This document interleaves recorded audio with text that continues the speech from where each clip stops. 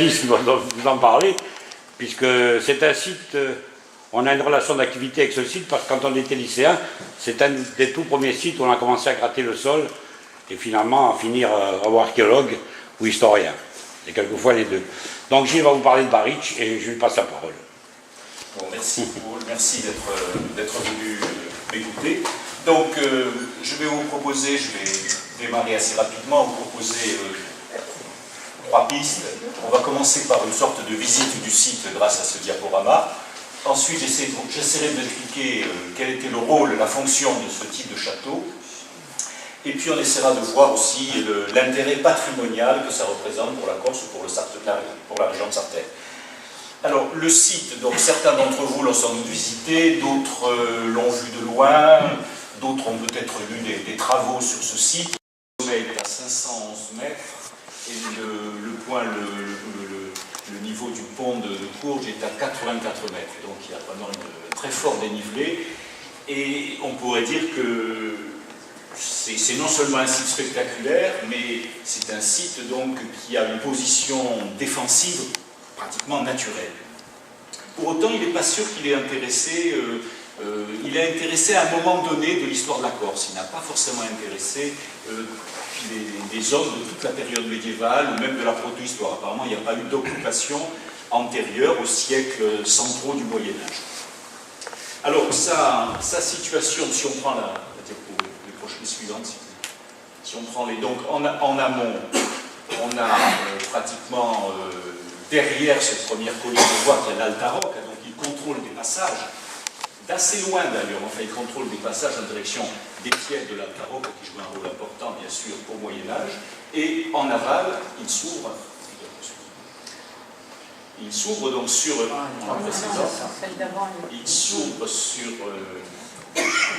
sur le golfe de Rocapille, je vais vous montrer la photo, enfin sur le golfe de Rocapille, qui a été fortifié aussi à l'époque, à peu près au même moment par les seigneurs. On ne peut pas avoir la précédente, bon tant pis. Et il y a eu un petit fortin seigneurial qui a été construit à peu près à l'époque de la reconstruction de Barich, au XIVe siècle. Et au loin, enfin sur ces photos, on distinguait même les rivages de la Sardaigne. Et le château a un lien aussi indirect avec la Sardaigne. C'est-à-dire que je vais vous l'expliquer un petit peu, les châtelains de Barich, disons, étaient soutenus par des corsaires catalans et soutenait l'action du roi d'Aragon qui, à cette époque, essayait de s'emparer de la Sardaigne. Donc il y avait quand même des liens dans la lutte contre Gênes. Il y avait 2 grandes puissances en Méditerranée occidentale, Gênes et Barcelone. Et dans cette lutte, les seigneurs de Barich étaient partie prenante. Voilà, donc cette position naturelle qui est donc à peu près, disons, qui permet de contrôler en tout cas des passages vers ce qu'on appelait la seigneurie de la Rocque. Et donc, je vous montre, et bien sûr, à proximité de Cagnes, qui pouvait servir de refuge éventuellement, pour certains seigneurs en difficulté, parce qu'ils étaient obligés de quitter leur château ou de battre la campagne. La montagne de Cagnes à l'arrière-plan était vraiment un de leurs refuges préférés aussi. Alors, qu'est-ce qu'on voit? Là, c'est une vue aérienne qui a été faite par Alain Gauthier à partir d'un hélicoptère il y a quelques années, je suppose. Enfin, c'est pas récent, puisqu'entre-temps, on a essayé de faire une opération moins de débroussaillage et d'élagage des arbres.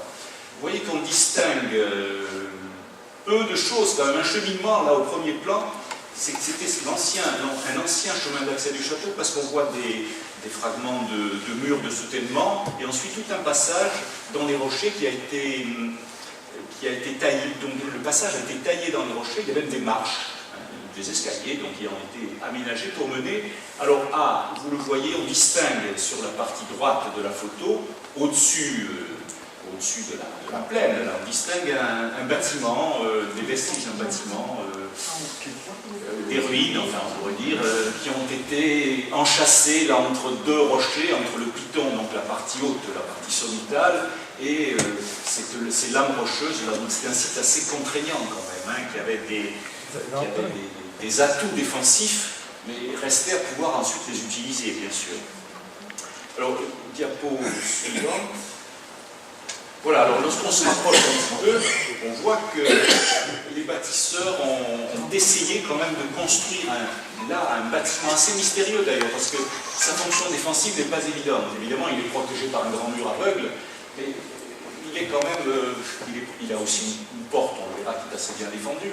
Mais pour autant, vous le voyez, il est dominé par de grands rochers, et il peut être tourné soit par le flanc de cette lame rocheuse, donc il peut être tourné soit par la droite, là, soit même par cette zone très, très boisée, par la gauche. Donc la fonction de ce bâtiment peut paraître assez mystérieuse. En tout cas, le bâtiment est en élévation, il est toujours bien visible.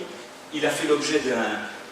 Les bâtisseurs là, ont eu un projet cohérent, c'est-à-dire qu'il a été pensé à l'avance, il a été fait en une seule...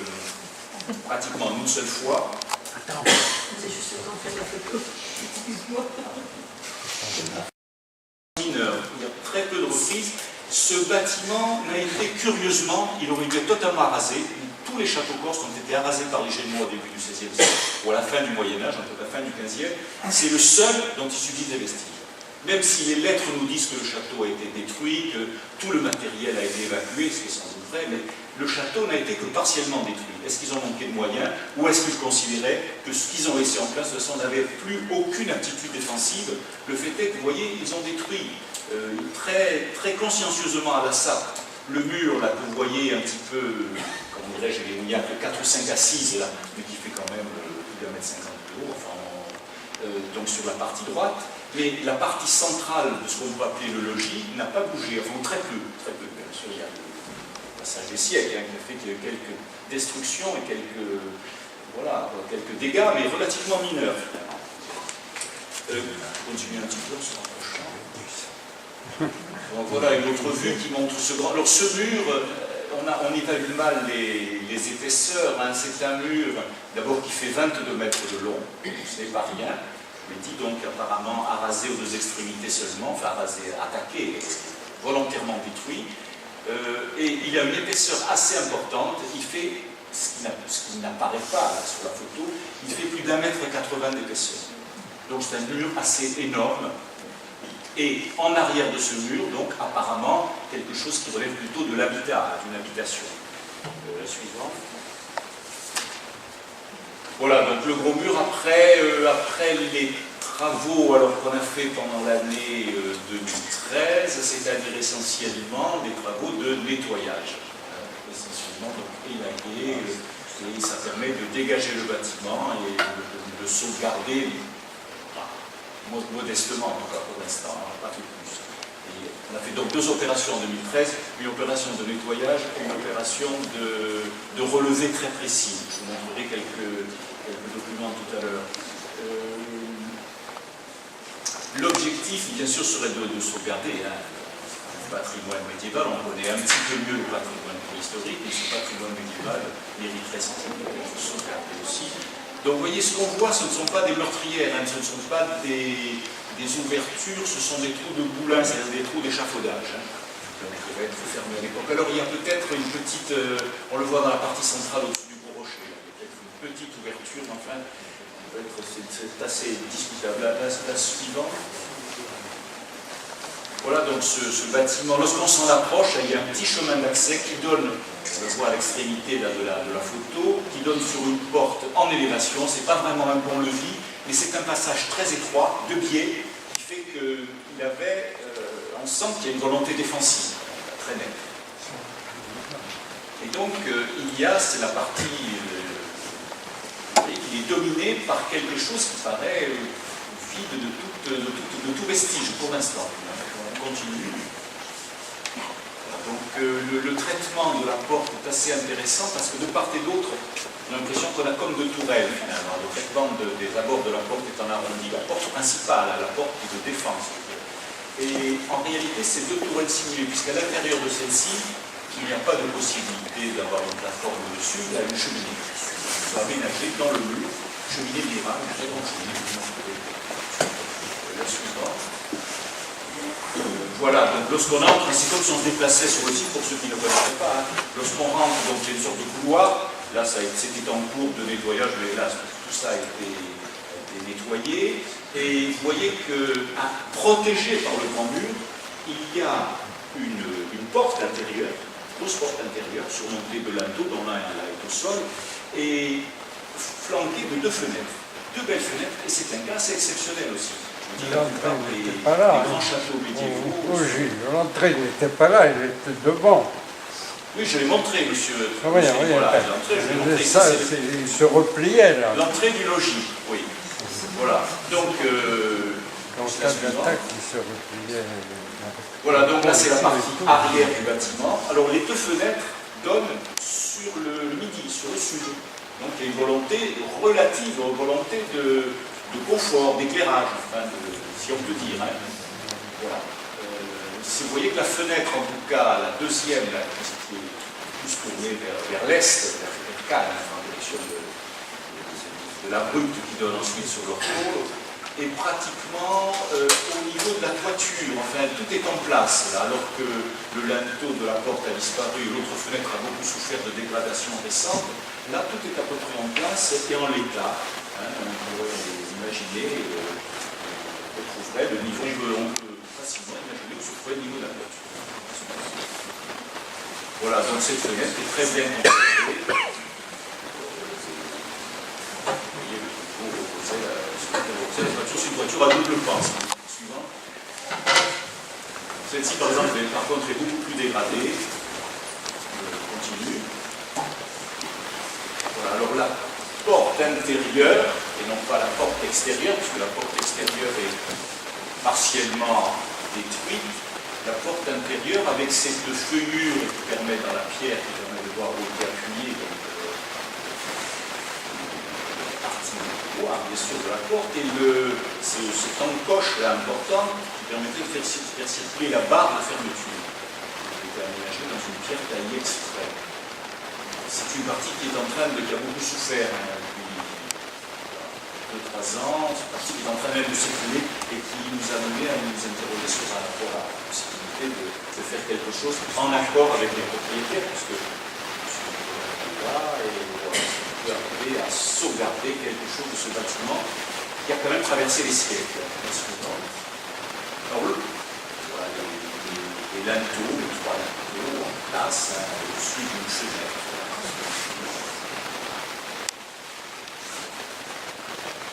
Et donc, lorsqu'on entre dans ce qu'on pourrait appeler la pièce principale, on est tout de suite frappé par cette sorte de placard mural, bien sûr, c'est un placard mural, vous voyez l'aménagement d'une porte, on est là en présence d'une cheminée murale assez imposante. C'est un cas, à mon avis, unique pour le Moyen-Âge corse, puisque la plupart des châteaux et des maisons médiévales ont des foyers centraux, ils n'ont pas de cheminée. Le montant de la cheminée fait 2 mètres de large et 2,20 m, 2,30 m de haut au niveau du linteau.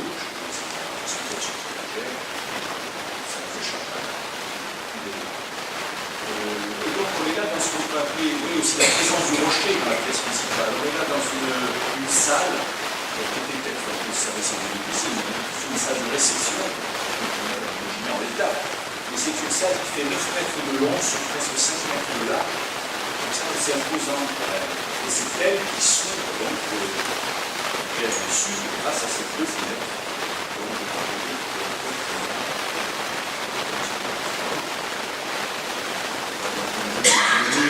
Ce mur de protection, et vous voyez l'état de destruction déjà en fin de dégradation récent, très très récent, l'effondrement d'une partie du parement intérieur de cette salle.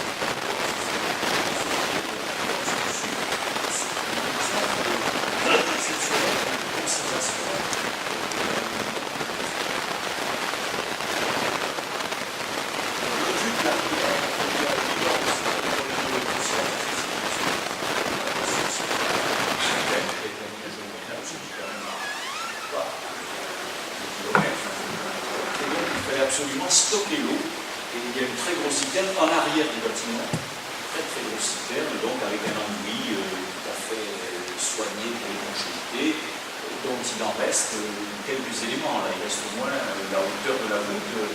C'est une citerne qui avait une forte capacité, de l'ordre de 25 mètres cubes quand même. Donc, c'était quand même pas bien. Et par contre, le mur dominant la citerne là, a été beaucoup plus fragile d'ailleurs que le mur opposé. Et il est très très dégradé. C'est une partie sauf la citerne qui reste quand même visible. Continuons un petit peu. Voilà le rocher aussi permet d'appuyer la partie, je dirais, la partie qui avait été arasée tout à l'heure, que vous avez montré, donc qui permet d'appuyer la défense du côté de la mer, enfin du côté de l'Europe caché. Et il y a donc au-dessus de cette salle, c'est pas très visible ici, mais on voit en partie basse de la diapo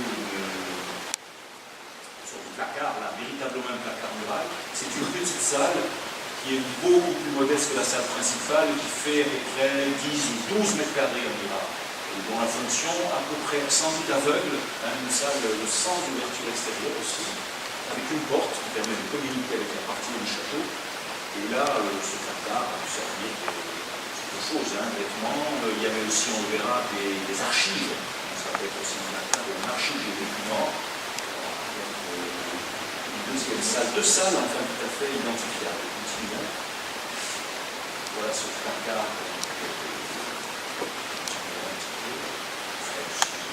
Donc la partie, on en est à la troisième porte, la porte qui donne accès à la partie haute. Donc il y a eu des relevés de géomètres, il y a eu des relevés aussi d'archéologues, on a eu le soutien pour ce travail de la DRAC, et puis le soutien du CNRS, il y a un jeune chercheur, enfin un ingénieur du CNRS qui est venu nous aider, un spécialiste en archéologie, spécialiste des relevés de documents météorologiques. Donc voilà le plan, voilà ce que ça donnerait, c'est peut-être plus parlant maintenant. Donc le grand mur, d'1,80 m d'épaisseur, en arrière du mur, une sorte de couloir entre le rocher et le latéral, et puis ces deux baies, et ces portes qui donnent accès au logis, la cheminée, le son, et puis ces petites pièces aveugles, et au-delà, la muraille se prolonge, sans qu'il sache très bien jusqu'où la ville, et vous voyez dans une petite flèche rouge qui permet d'avoir un repère sur le passage de l'origine.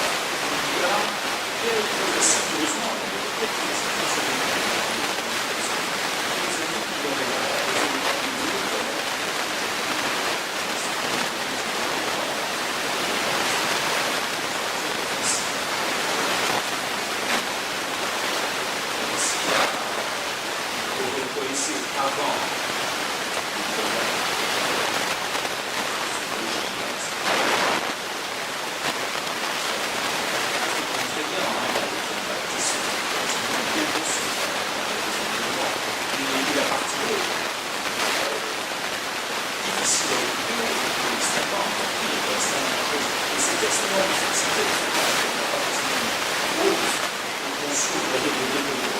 sur deux siècles, au fur et à mesure des occupations du site, des changements de seigneurs, des sièges, des destructions et des constructions, on a arrivé à mécaniser cette partie.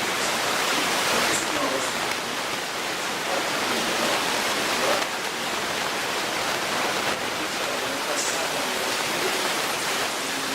Quelques lambeaux au passager, et les encoches.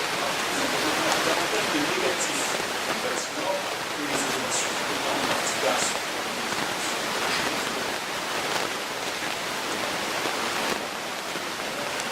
Les choses, mais énormément d'encoches qui sont soit les témoignages du chantier lui-même, soit les témoignages de l'enregistrement de l'auto-témoignage. C'est-à-dire les deux parois rocheuses, vous avez fait un passage couvert. Vous avez mis le résultat.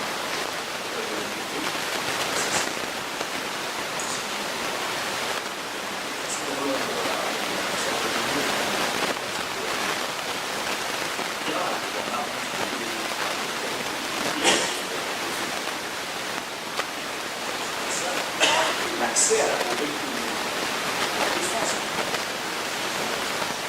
La gueule que ce soit donc on a installé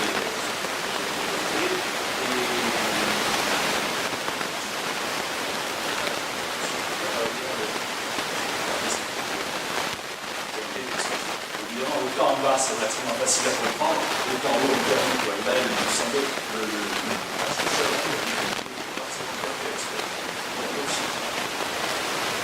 voilà, alors il y a quand même quelque chose qui est évident, même si on reste quelques assises, c'est une tour carrée. Une carrée qui fait 4 mètres sur 4 mètres, un espace intérieur très exigu, pas du tout visible, on peut se défendre. Elle est très bien maçonnée, les murs sont beaucoup moins épais. Donc on se met là en présence d'un symbole, c'est bien, c'est le donjon. Comme je me laisse, c'est la partie la plus élevée possible. Un donjon. Moi, ça, c'était très repérable. Ensuite, dans la partie haute, il y a les vestiges de l'activité artisanale. Là, on a exploité le plus d'une chose. Il a pensé d'après le texte qui avait souvent arrivé à des autres de la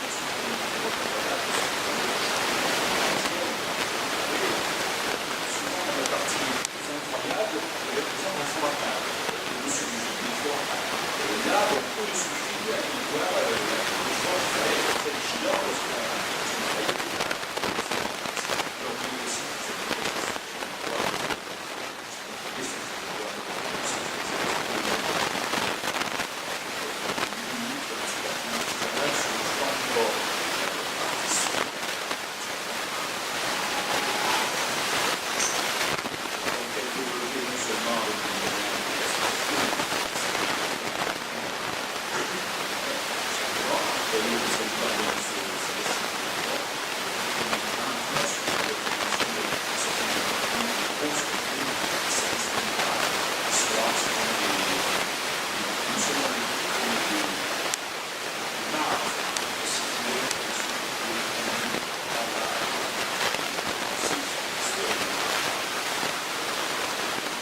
l'implantation du bar qui s'appelle bannière.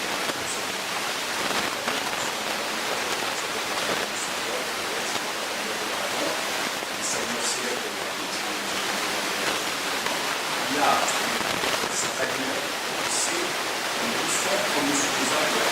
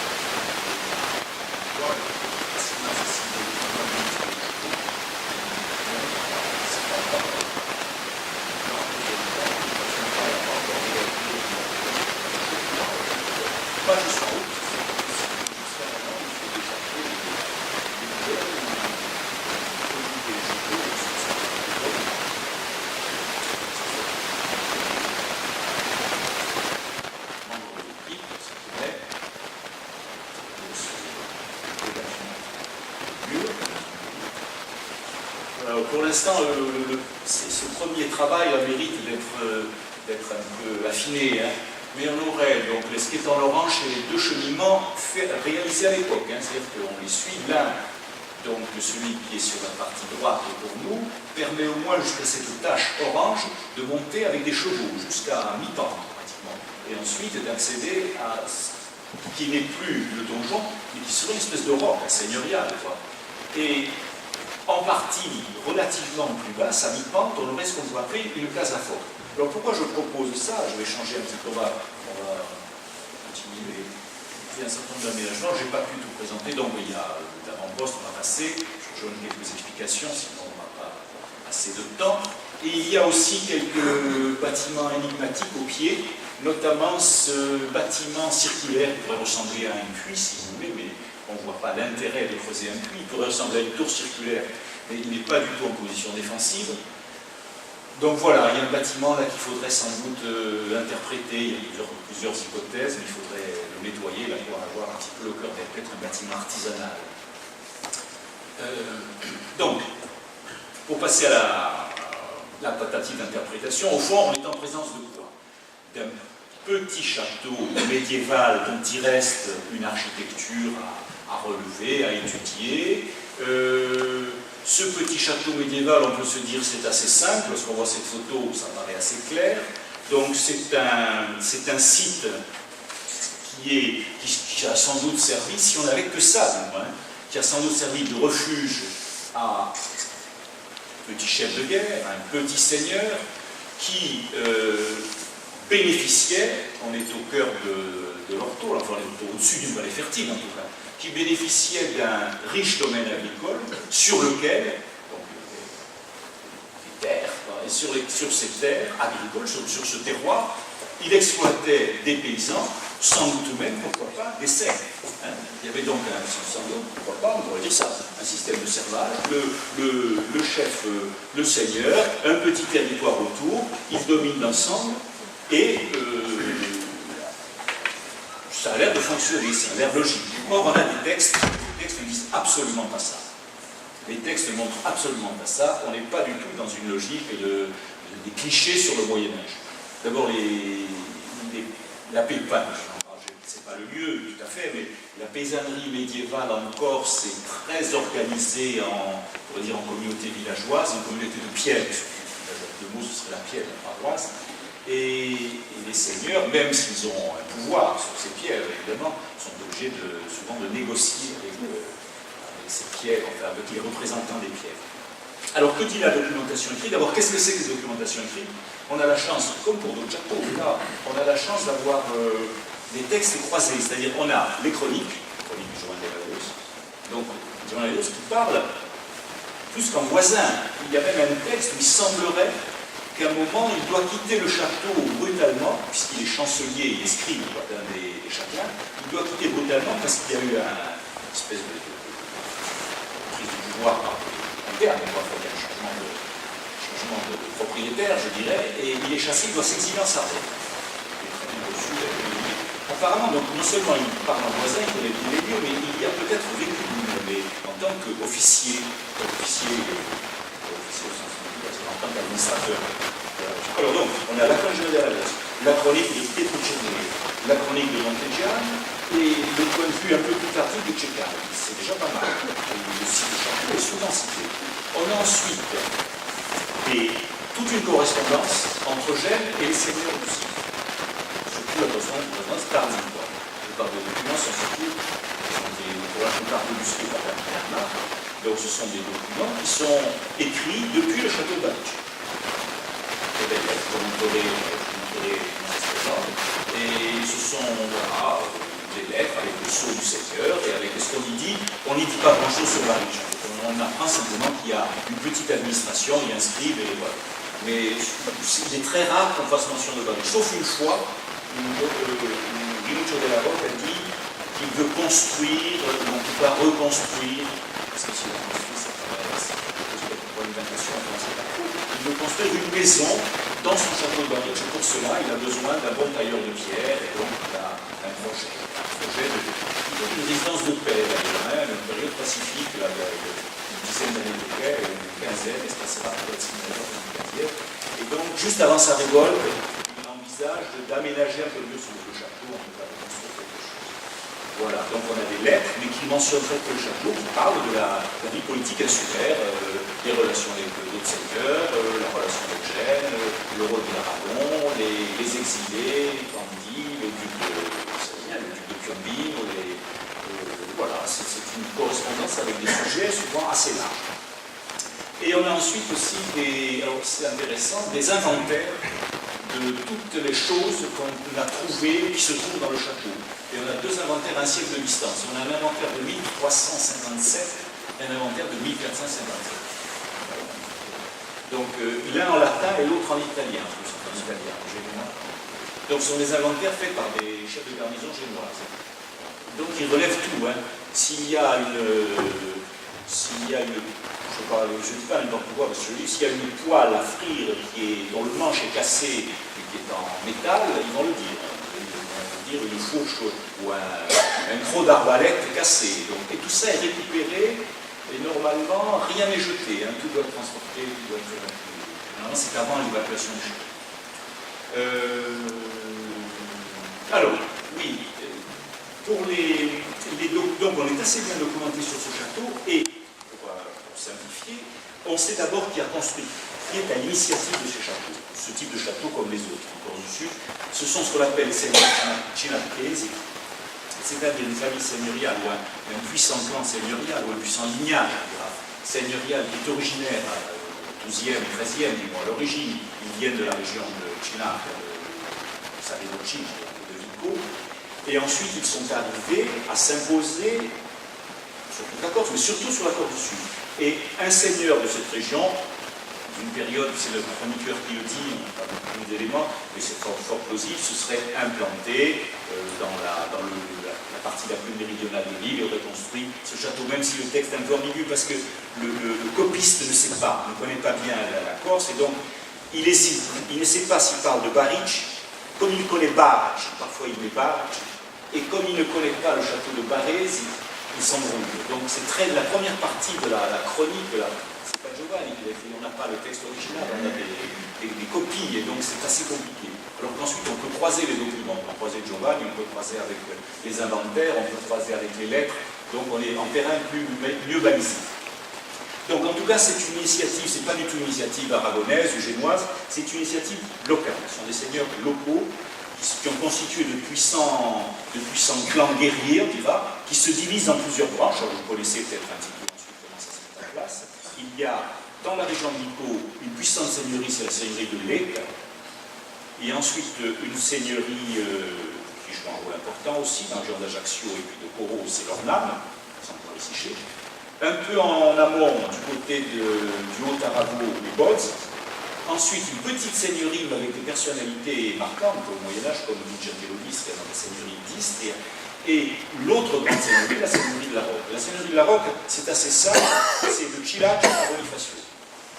Donc, un château comme ça, ce n'est pas du tout un château qui est destiné à contrôler un petit territoire et à aménager, je ne sais pas moi, à avoir une activité autour d'un domaine agricole, quelques pièces de vigne, quelques troupeaux et puis des céréales. C'est un château qui a vocation à administrer une région assez vaste. Et cette région, c'est souvent de Chilac à Bonifacio. Ça paraît quand même curieux, c'est vrai.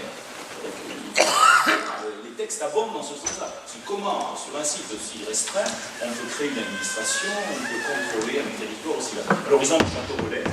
Ils n'habitent pas que dans ce château, ils habitent aussi dans des villages, par exemple, ils habitent à Lame, ils habitent Sartène aussi. Vous verrez si vous un texte sur le lien entre Baric et Sartène. Quand on dit Baric, dans l'optique médiévale, on est dans la pierre de Sartène. Ça, c'est assez clair. Donc, ce sont des seigneurs qui ne sont pas des seigneurs fonciers, ils n'ont pas de biens fonciers véritablement, ce sont des seigneurs qui ont une parcelle d'autorité publique. Ça veut dire une parcelle d'autorité publique, c'est-à-dire qu'ils ont le droit, pas forcément de battre monnaie quand même, mais ils ont le droit de lever l'impôt, ils ont le droit de rendre la justice, haute et basse justice, même si la basse justice, des fois, c'est en accord avec les communautés rurales. Mais haute justice, c'est-à-dire qu'ils peuvent décider de décapiter quelqu'un, de le pendre au écourt. Ils ont un droit de guerre, bien sûr, et ils ont surtout le droit, symboliquement, j'insiste sur l'aspect symbolique aussi, c'est de construire des châteaux. Il n'y a que le droit. Je veux dire que s'il y a un petit notable, par exemple, juste en face, il y a un village qu'on avait fouillé donc, il y a une dizaine d'années, qui s'appelait Lorto, Lorto dans la forêt, et ce village, dans ce village, il y a une tour, ça, c'est une tour d'un notable. Mais un notable village ne peut pas construire un château. Un château, au sens strict, c'est ça. Bon, ça peut être construit par les Chinapés. Voilà. Alors, ce château, revenons à Baric, ce château, peut-être... voilà, le découpage. J'aurais pu vous expliquer en vous montrant un petit peu le découpage. Alors, la Corse du Sud, à l'époque, il state au Chinapé. Il state, il ne faut pas avoir un État centralisé mais organisé. C'est l'état des lieux, quoi, la terre des seigneurs, quoi, en quelque sorte. Il state au Chinapé. Alors, deux fragments, la seigneurie de Lec est devenue des plus puissantes avec celle de la Roque, on le voit bien territorialement. Donc la seigneurie d'autres ont disparu, la seigneurie d'Ornano-Mod, je n'ai pas différencié, peu importe, ça s'est impliqué. La petite seigneurie d'Istre et la grande seigneurie de la Roque, parfois avec concurrence avec d'autres petits seigneurs qui finalement ensuite ont décliné. La seigneurie de la Roque, c'est à peu près l'arrondissement de Sartène, si on ajoute Istre, c'est le Solenzar de Bonifacio, exclu le territoire de Bonifacio, bien sûr, qui est la grande ville génoise, et puis de Chilac, au-delà de Ventigène, et voilà, Trinité. Voilà, donc c'est un château alors qui a été conflits, disputés entre seigneurs et puissances méditerranéennes, notamment les Génois, bien sûr. Alors, pour les seigneurs avoir un château comme ça, c'est important parce que il faut bien voir que leur centre d'intérêt et leur champ d'action n'est pas du tout la Roque, quand même, si la Roque ou l'extrême sud. Leur champ d'action, c'est la Corse. C'est-à-dire ces seigneurs ont une base de repli qui va être Bariche, mais leur objectif, c'est par leur réseau de clientèle fidèle en Haute-Corse et en Corse du Sud, par leurs liens, par leur parenté, enfin, etc., de s'imposer à l'échelle de l'île. Et s'imposer à l'échelle de l'île, ça veut dire quoi? Pour la plupart, et peu y arriveront, quelques-uns seulement, il y en a très peu au XIVe siècle. Ça veut dire faire une grande chevauchée vers le nord, en direction de la Canonie. Le lieu important, c'était plutôt la Canonie, le bord du Goulot. Là, réunir un maximum d'habitants de l'île, des pierres, des représentants des pierres, parce qu'il y avait les moyens, et mettre en place un espèce de rituel électif. C'est téléguidé, hein. Floral, les épaules, là, c'est une forme d'élection tout à fait étrange, c'est-à-dire les populations de l'île proclament un comte, élisent un comte. Et le comte, normalement, est nommé par l'empereur ou par le roi. Là, le comte est proclamé par les populations, même si après il y a une reconnaissance. Donc, il pousse alors le seigneur, par exemple, dit, voilà, je suis le comte, qui choisissez-vous? Est-ce que vous me choisissez? Est-ce que vous choisissez un tel ou un tel? Et évidemment, les gens sont plutôt acquis. S'il a réuni ça, c'est qu'il a préparé son travail politique. C'est pas qu'un travail militaire, c'est un travail de haute politique. Et les gens lui disent, non, on choisit, alors ça va être Jean-Paul Delay, par exemple, Paulo de la Rocca, ou Arrigo de la Rocca, ou Vincente Lodisti. Ils sont proclamés en Haute-Corse. Mais ils ont souvent des déboires, et donc ils ont besoin d'une base de repli. Et cette base de repli, en l'occurrence, ça peut être pour les seigneurs de la Rocca, ça peut être le château de Bariche et ses environs. Voilà. Alors, je voulais pour conclure le sujet, si vous voulez, je voulais vous lire un texte assez curieux, enfin un extrait de texte assez curieux, c'est un passage de la chronique. Donc on est dans une période très complexe de l'histoire de la Corse, parce que normalement, là aussi c'est même trompeur la carte. Normalement, on dit souvent la Haute-Corse c'était la terre d'île commune, c'est-à-dire on voit quelque chose d'activité collective avec le peuple qui joue un rôle et le sud uniquement des seigneurs privés. En réalité, vous le savez pour ceux qui s'intéressent à l'histoire de la Corse, dans les années 1300, au milieu du XIVe siècle, il y a une révolte antiseigneuriale. La terre à l'île commune, c'est toute la Corse du Sud comprise. Donc la Corse est une terre d'île commune avec l'appui de l'île commune de Genoa quand même. Hein. Il y a à la fois commune de Corse et commune de Gênes, avec le soutien de don Simon Boccanegra. Bon, alors, revient d'exil un personnage important, descendant d'un petit seigneur du Sud, qui est Arrigo de la Rocca. Arrigo de la Rocca est un des grands noms du Moyen-Âge, un peu méconnu, parce qu'on pense à Vincente Lodisti, tout le monde connaît Rinuccio, le dernier seigneur. Arrigo de la Rocca revient, et par sa parenté, par ses réseaux d'influence, par les bonnes relations qu'il a avec une partie de ce qu'on appelait le parti populaire, parce qu'il y a des notables qui représentent un peu ce popolo corse, quoi. Bon, il arrive à s'imposer comme comte corse. Donc il est comte corse. Évidemment, il fait régner la justice, mais les Génois sont là quand même. Les Génois ne veulent pas lâcher le morceau comme ça. Et il est comte corse avec le soutien. Il a le soutien des Catalans. C'est lui-même d'ailleurs un corsaire catalan. C'est pas simplement un terrien, c'est un marin qui se bat aussi aux côtés du roi d'Aragon en Sardaigne, qui va en Catalogne, qui a une galère, enfin, qui se bat aussi sur mer, mais peu importe. Mais en tout cas, il est très enraciné en Corse. Et il est assiégé par des Génois, je crois, dans le château de Nonza. Et le siège dure des mois et des mois. C'est curieux, mais le siège dure très longtemps, tant et si bien qu'il faut se mettre d'accord.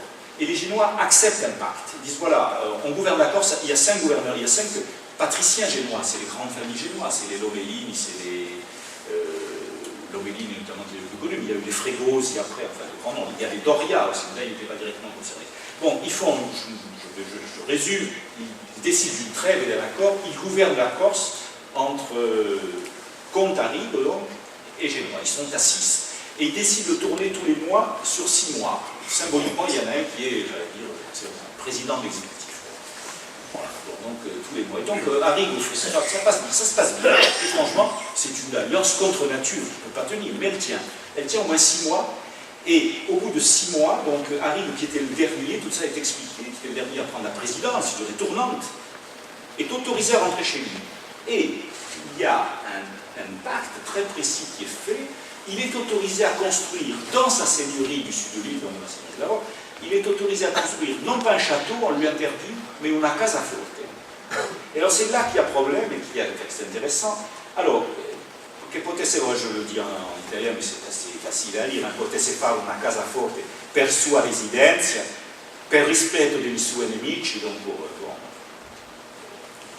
défendre un petit peu de ses ennemis, où il le souhaitait, dove gli piacesse di fare, purché non fossi castello con fosse, ovvero pourvu que ce ne soit pas un château avec un fossé, sur un site fort, sur un site naturellement puissant. Et en échange, les Génois obtiennent des concessions aussi, donc ils accordent ça et obtiennent quelque chose. E allora, fatto questi patti, donc le comte se ne andò nel suo paese e arrivato che fu in Sardegna, cominciò a fabbricare il castello di Baricini. Donc c'est pas Baricino, mais c'est Baricini.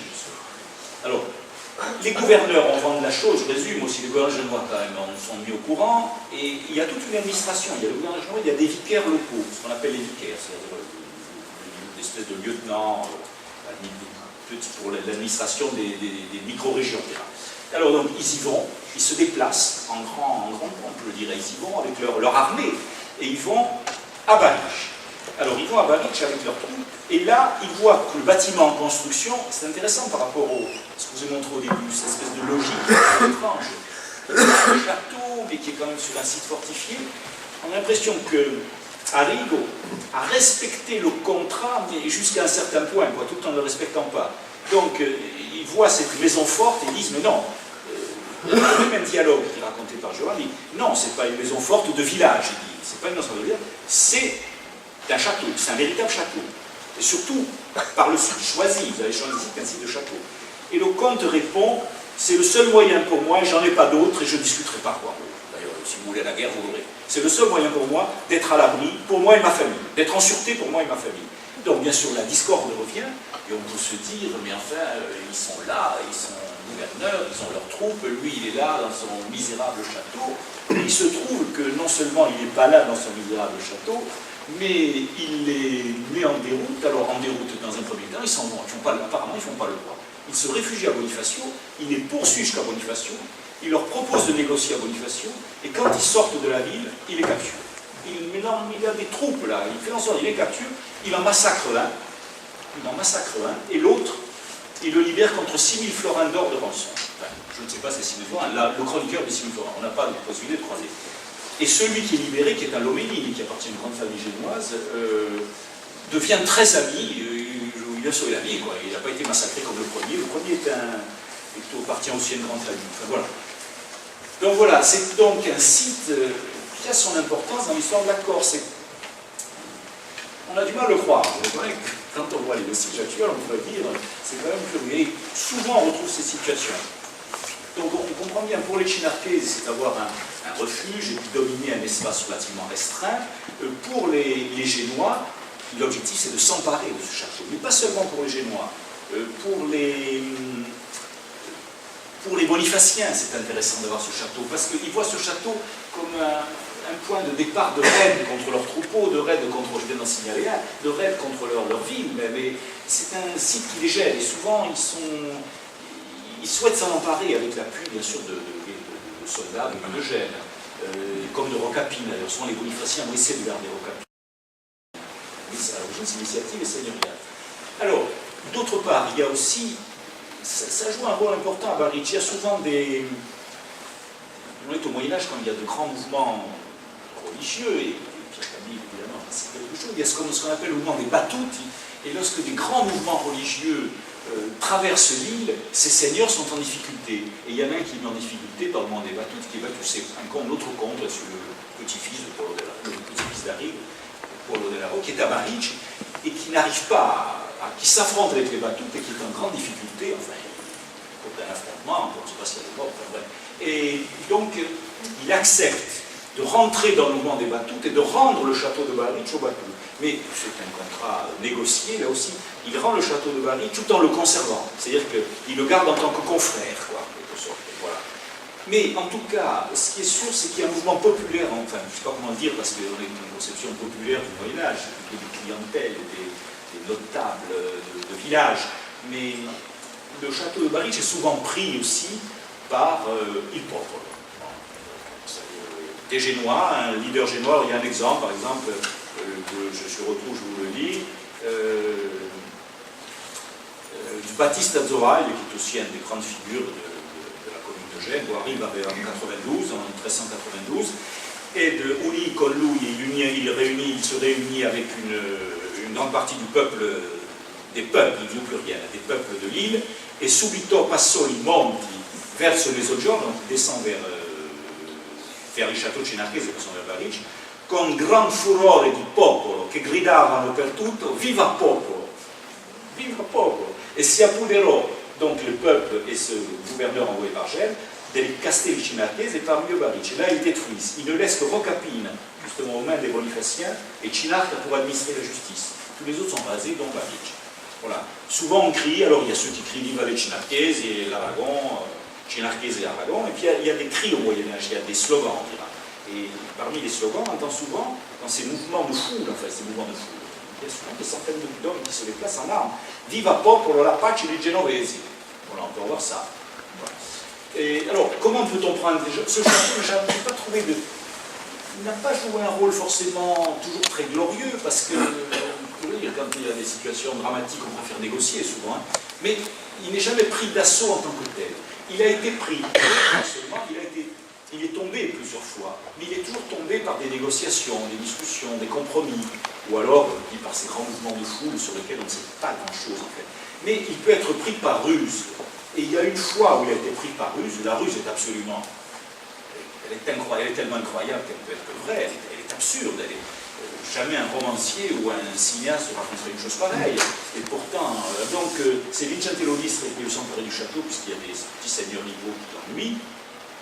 Alors il assiège donc Barič et il use d'un stratagème et il a à sa disposition des soldats biscayens, des soldats d'origine basque.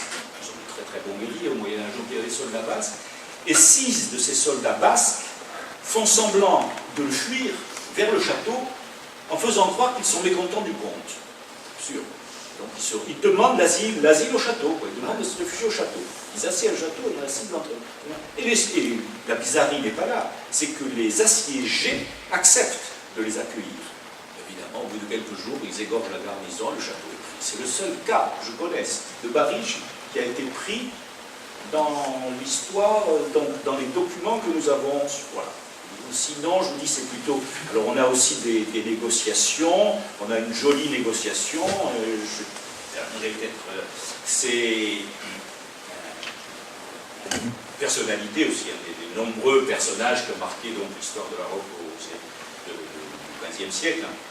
Il s'appelait Giudice, mais ce n'est pas le Giudice, peut-être que certains connaissent du XIIIe, qui est une grande figure, un des premiers princes corses, c'était un Giudice. C'est le père de Rinuccio della Rocca, c'est un Giudice du milieu du XVe. Et alors lui, on a des histoires sinistres souvent, hein. Je veux dire que c'est Shakespeare, je ne dis pas que c'est à l'eau de rose, mais on est à peu près dans des drames shakespeariens ou dans des tragédies grecques, c'est-à-dire qu'on a le cousin qui tue son cousin rival, on a l'oncle qui se fait tuer par les neveux, le père qui est enfermé, pas assassiné, je n'ai pas trouvé, mais le père qui est enfermé, qui est mis en prison à Barič par le fils. Donc il y a des détestations terribles. Alors donc là c'est le fils de Paul et le père de Rinuccio. Donc Giudice qui déteste son père, il déteste Paul. Giudice déteste son père. Donc Giudice si determinò di farsi signore della signoria e castello del padre. Donc il encercle Barič où le père n'est pas là. Il n'y a que la belle-mère qui s'appelait Madonna Donessa. Dove sta Madonna Donessa, moglie del comte Paul. Bon, alors elle descend à pied du château, donc on a l'impression d'une relation d'une grande courtoisie. Donc il y a une longue discussion a ragionare con Giudice e alla fine, dopo molti ragionamenti, donc une longue conversation, elle rend le château à Giudice. Que fait Giudice? Alors il la renvoie, elle ne reste pas dans le château. Pourquoi elle est envoyée dans le château, puis elle finit ses jours, je crois. Non, en fait, c'est un peu compliqué, peu importe, je reviendrai dessus. Mais non, en fait, Et il enferme son père dans le château. Et on sait par des inventaires, je ne sais pas si c'est arrivé à ce qui était un vieux personnage déjà, c'était un vieux barbon qui avait son épousé, on peut le supposer, enfin plus jeune que lui. Donc le père, le vieux seigneur, quoi, donc, est mis en prison dans le château. Et on sait par des inventaires, c'est unique, hein, qu'il y a, entre autres, du stockage et tout le matériel, il y a, je crois qu'on l'a trouvé nulle part, non seulement des chaînes et des fers pour les pieds des prisonniers, mais il y a à Barič, dans l'inventaire de 1457, et là, c'est à peu près ces dates-là, il y a des fers per la gola, pour le cou. Alors, je ne sais pas s'il est allé jusque-là pour s'enfermer. En tout cas, il y a des gens qui ont dû être enfermés avec voilà, le collier de fer autour du cou. Et le problème, c'est que ça s'est très bien passé, là, non pas pour le père, mais dans les relations entre la châtelaine et le fils, je dirais. Ça s'est d'autant presque trop bien passé. Giovanni, qui est aussi à l'affût des rumeurs, dit mais il y a eu quelque chose et sans doute y avait-il des relations pécheresses entre cette femme et lui. Et la preuve, c'est que voilà, il a pris le château trop facilement et ensuite, d'ailleurs, pour bien faire éteindre la rumeur, il y a une rumeur qui est encore restée après, il dit il a renvoyé chez ses... D'ailleurs, parce que le vieux seigneur est toujours en vie, il a renvoyé chez ses frères, c'était des gens de Chinard, c'était une famille, bien sûr, de grands seigneurs, et c'est quand même, il est intéressant, voilà, parce qu'il est ambigu aussi, il dit, mais ses frères n'ont jamais cru la rumeur et l'ont accepté très courtoisement. Voilà, donc ça reste ouvert. Bon. Et... Voilà, en tout cas, le lien avec Sartène, tout ça, c'est que Giudice, donc, pendant que Paul est en prison, et ensuite Paul se retrouve sur les... Il a des amis catalans aussi, il peut rejoindre le roi d'Aragon, oui. Donc, Giudice fait régner l'ordre dans sa seigneurie, hein, pas au-delà, la seigneurie di Ciaccia-Guanival, il arrive à faire régner l'ordre, c'est de maintenir la paix par une justice souvent implacable. Et donc, il est une justice assez dure quand même. Donc tiene a volte il suo dominio con molta pace, bon, bref. Et si ritirò con sua moglie, l'épouse officielle, qui était de la famille des Bozzi, donc Giudice se retira à sa maison, quelque temps, voire après avoir quitté Paris. Mais on pouvait habiter dans un village et retourner au château. Hein. Vanni Lamarck avait montré aussi que c'était souvent des déplacements saisonniers, hein, un peu. On est quelques mois au château, puis quelques mois à Talan, et puis quelques mois à Sartène. Enfin, si ritirò con la sua moglie, dans la sua casa, et la casa, où est-elle? Eh bien, fece una bella torre, un bello casamento, plus qu'una casa, un casamento, a San Damiano di Sartène, dove stava con la sua corte, cour de justice.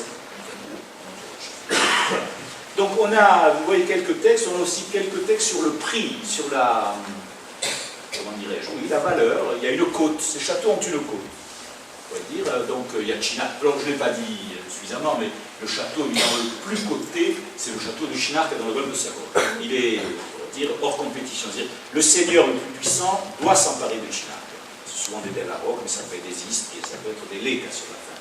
Et le château d'Istri, le château de Barič, il a la valeur un peu du château d'Istri, du château d'Ornano, c'est-à-dire 500, je peux pas vérifier, mais enfin 500 livres, qu'est-ce qu'on pourrait dire 500 livres, je ne sais pas, je crois qu'un cheval, ça peut, je sais plus, je ne peux pas vous dire, 2-3 livres, donc oui, c'est presque 200 chevaux. Voilà, donc, alors le château, continue un peu, parce que je parle beaucoup là. Ah oui, alors il y a des documents, quelques documents, ça c'est une carte... d'époque, enfin, ancienne, où l'on voit, alors c'est intéressant parce que, bon, évidemment, les proportions sont mal respectées, mais les golfes, ils sont la chaîne de montagne qui partage l'île en deux y est, les villages plutôt au nord, peu de villages dans le sud, mais le cartographe s'est intéressé au château dans le sud, au château d'Istria, au château de... il a quelques châteaux fantaisistes peut-être aussi. Alors les représentations sont fantaisistes, il y a le château de Rocapine, peu importe, et il y a le château de Barixet, juste contre Bonifacio. On peut prendre la diapo suivante. Voilà, je l'ai mis un peu plus. Alors tout paraît hétéroclite aujourd'hui. Le château de Ristre n'est pas très bien placé, mais enfin il y a le Tarago sur la gauche, il y a Rocapine, Figari n'est pas à sa place, Cuenza encore moins, Cuenzo, Mais Baric et Bonifacio, bon, enfin, il y a quelque chose. Il y a Stéphane qui doit être Itzan, Erex qui était Campomor, bon, Capodimou, bon, il y a quelques éléments, et Bonifacio, là, qui est surreprésenté, bien sûr, avec cette belle muraille, qu'il faudrait lire à l'envers, et avec le drapeau de Gênes, là, de Saint-Georges. Un peu compliqué, hein, un peu vite, mais en tout cas, c'est intéressant de voir qu'ils ont représenté, donc, Baric et manière, enfin, on pourrait dire, oui, c'est tout à fait respecté, le niveau, j'en doute fort, hein, le cartographe n'est jamais sur place, c'est simplement des représentations symboliques. Hein. Voilà. Donc, continuons un petit peu. Alors, je vais quand même. Oui, alors donc, on va passer. C'est un texte qui montre que le château, il y a un passage en italique, en latin. C'est grand personnage. Donc, c'est le doge de Gênes, hein, qui écrit à son neveu. Le doge de Gênes, qui a été son prénom à l'époque, hein, mais c'est un Campofrego, c'est une des plus grandes familles des Frego, c'est une plus grande famille ligure. Et le neveu Giano devient gouverneur de la Corse. Et il dit, dans une lettre, le doge dit qu'il faudrait soutenir les Bonifaciens, il faudrait voir si on ne pourrait pas emporter le château de Baricini, très proche de Bonifacio, Arx illa Baricini que Bonifacio vicino est, ce qui libérait les Bonifacio d'une menace. Alors il demande si Janus, Jean-Paul Giano, avait conclu un traité de trêve avec Paul. Paul, c'est le fameux monsieur le fameux seigneur qui s'est retrouvé mis en prison par son fils dans le château de Baric. Ça, c'est un peu avant. Il a suspendu en attendant sa réponse sur ce point. C'est-à-dire, si accord avec Paul, on ne peut rien faire. Mais si on est en guerre ou en conflit avec Paul, on peut peut-être prendre son château de Baric. Voilà. Continuons un petit peu.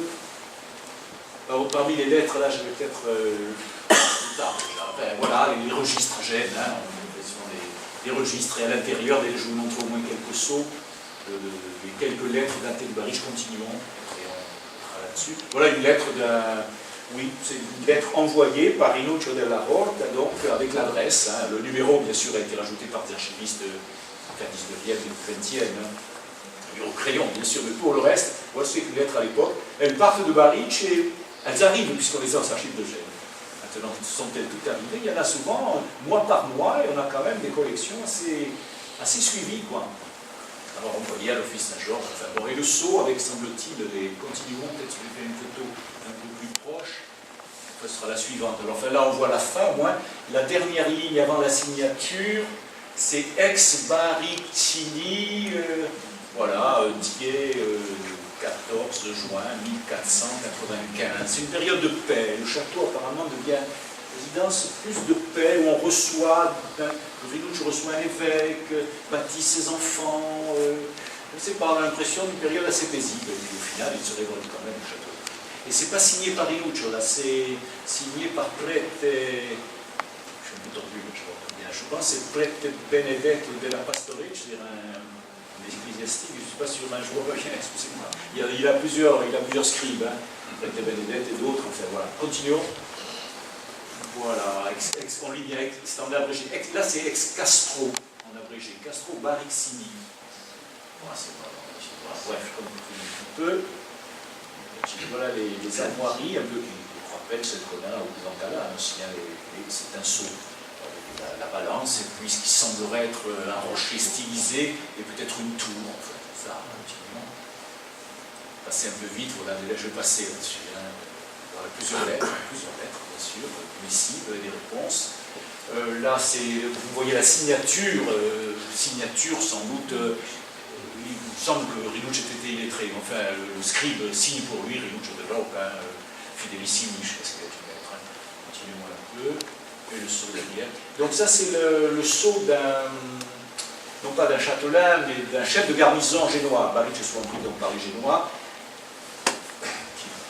Ils n'ont souvent qu'une hâte, c'est passer à beaucoup très cher. Ils n'ont souvent qu'une hâte, c'est, faire inventaire du matériel et puis le détruire. Et le détruire, mais il est reconstruit constamment, sauf la dernière fois qu'il a été pris. Là, c'est Martino Fontana. Enfin, il y a ses initiales. MF, Martino Fontana. Il y a plusieurs lettres de Martino Fontana. Voyons un peu la suivante. Voilà. Donc là, ce qui est intéressant, c'est la signature. Alors, je ne sais pas si on lit, là, je ne sais pas si c'est un bouton, je ne le vois pas bien, mais c'est Martino Fontana, peut-être Castellanus Manu Propria, donc écrit de sa main.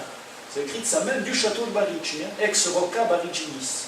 Voilà, donc on a des comptabilités, Baric, on va dire que, voilà, il faudrait un petit peu peu administrer tout ça et écrire. Bon, continuons. Alors, je disais la période de paix, oui, c'est vrai, période entre guillemets, au moins pendant quelques temps, de renaissance. Vous êtes certaine, lorsqu'on donnait les deux sondages, ils ont donné des résultats intéressants. Alors, bien sûr, tout ça a été fracassé, a été restauré. Mais c'est de la céramique florentine, de la céramique de la Renaissance, dit de céramique de Monteloup, polychrome, pareil, tout à fait moderne, mais on est dans de la fin du 15e, juste avant la prise du château. Le suivant. Là, c'est le village voisin de l'Orto. Les céramiques sont très proches aussi, elles sont très belles. C'est des céramiques petits notables de village, qui étaient souvent. Alors, il ne faut pas croire que ces seigneurs tenaient d'une main de fer leur.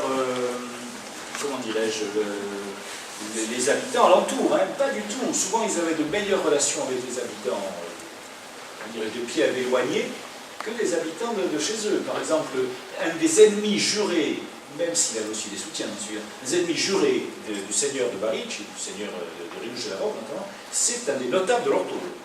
Et c'est sur 2 générations que ça s'étend, la haine. Donc, il ne faut pas croire que ces pauvres gens étaient soumis, c'était pas du tout, c'est beaucoup plus compliqué. Bon, voilà, donc ces belles céramiques qui montrent sans doute un temps où c'est pas la guerre. Là, par contre, ce sont des plaquettes d'armure qui sont dessus des artères, avec ce cloutage tout à fait original, tout à fait inédit, assez exceptionnel. Voilà, en bronze. Plaquettes d'armure légères, qu'on mettait sous des vêtements, sous des pourpoints. Continuons. Voilà, armure légère, on l'a trouvé sur pas mal de sites corses, avec des boucles de ceinture, et continuons. Ouais. Bien, je vais peut-être, avant de terminer, je n'ai pas dit grand-chose sur l'intérêt patrimonial. Alors, ce site, quelle est sa particularité? Donc, on en a vu une, c'est que il y a quand même des éléments architecturaux. Deuxième particularité, autre particularité historique intéressante, pour aller vite, on pourrait dire, c'est le dernier château, le dernier Chinarchese. Ceux qui connaissent un peu l'histoire de la Corse, la féodalité s'achève dans les années 1500, enfin la fin des grandes seigneuries, la fin de ces ambitions de ces seigneurs à l'échelle de l'île, et puis cette espèce d'indépendance, parfois un peu farouche, un peu teigneuse, un peu turbulente des seigneurs chinarchés, ça se termine avec ce fameux seigneur dont je parlais, Rinuccio della Roque, qui est pendant toute une période un homme relativement pacifique, qui paraît dompté, et puis qui se révolte au moment où il n'a plus aucune chance d'en sortir, on se demande complètement contre-courant, il se révolte à la fin de l'année 1502, il mène une grande expédition en Haute-Corse, qui est assez réussie, il va narguer les Génois juste sous les murs de Bastia, il nomme ses administrateurs de pied dans toute la Corse, lui c'est des gens qui ont une... Et le site, je reviendrai, ça n'a rien à voir, c'est pas Baric. Et malheureusement, les Génois, on est pendant l'hiver, on est au mois de février, enfin janvier-février, près fin février, et les Génois débarquent tout de suite, décident de mettre le paquet, mobilisent 700 soldats, 100 cavaliers, de l'artillerie, débarquent entre le golfe du Valnic et Rocapine et mettent le siège tout de suite sur Baric. Et Rinuccio revient en catastrophe. Il y a un affrontement, mais il y a comment dirais-je, il y a 2 troupes. Il a donné une partie de ses troupes à son fils. Bon, il n'arrive pas, le fils n'arrive pas à temps, et Rinuccio donc est mis en difficulté. Et les Génois mettent le siège devant Baric, et les défenseurs de Baric, le site est bombardé, ils s'aperçoivent qu'ils n'ont aucune chance. Et donc préfèrent négocier leur reddition. La reddition, c'est qu'ils sont autorisés à rentrer chez eux tranquillement. Les Génois ne les captureront pas. Donc ils sont autorisés à retourner dans leur maison. Et donc la garnison se rend, le site est pris, est occupé, et on peut dire que c'est la fin. Ensuite, bien sûr, il y a pour ceux qui connaissent, on dit non, c'est pas vrai ce qu'on dit. Il y a Rocataliate qui a été pris. Mais Rocataliate, c'est vraiment ça, quoi, je dirais, même si ça c'est un site de la région de Vico, c'est Zoglin. Rocataliate, c'est vraiment le refuge défense, c'est le refuge militaire. Baric est aussi une résidence seigneuriale. Ça, on le voit bien, c'est tout resserré, là, c'est juste pour la guerre. Rocataliate, c'est juste pour la guerre. On entrepose du matériel, mais c'est pour la guerre. On ne peut rien faire à Rocataliate, on est en plein enclavé, là, voilà. Ça a une petite fonction stratégique et militaire. Baric est tout autre chose, c'est pour ça que j'ai le dernier château, ou la dernière résidence fortifiée du dernier Chinarchese. Rinuccio va essayer après de survivre quelques années, va repartir, va revenir, et finalement sera massacré dans une grotte, sans doute plutôt du côté de Cagnes que du côté d'Arbella, ou du côté de enfin, à proximité, en vue de Barič. Voilà, donc c'est un site quand même qui, on va peut-être terminer sur Barič plutôt que sur Zurich, s'il y a une photo. Ça c'était aussi un petit château resserré dont je ne parlerai pas, c'est le château de Cire. Là aussi on va laisser tomber, j'espère que j'ai une photo pour terminer quand même. Là c'est le logis, donc vous voyez ça éclaire un peu, encore que tout ça mérite d'être affiné, hein, encore des travaux à faire. Donc le relevé continue. Voilà, donc je pense que ce bâtiment, enfin ce monument même, au même titre que des monuments de la préhistoire, a un intérêt patrimonial pour Sartène et pour la Corse sans doute aussi. Hein. J'essaie de vous montrer l'importance que ces bâtiments, ces monuments avaient à l'échelle de l'île. Petite remarque quand même, vous voyez que là, au Moyen-Âge, il y a peut-être les prémices de quelque chose, puisqu'on est à Sartène. Au Moyen-Âge, il y a un château qui est sans doute un lieu de merde, aussi un lieu d'administration, un lieu où il y a des scribes, un chancelier, que ce soit seigneurial, génois, ragolais, enfin peu importe. Et donc, il y a peut-être dans la pierre de Sartène, il y avait une tradition d'une activité administrative, et quand Barič disparaît, 50 ans plus tard, Sartène émerge un peu comme chef-lieu d'une province, comme l'était Barič au Moyen-Âge, en quelque sorte. Voilà. Merci de votre attention.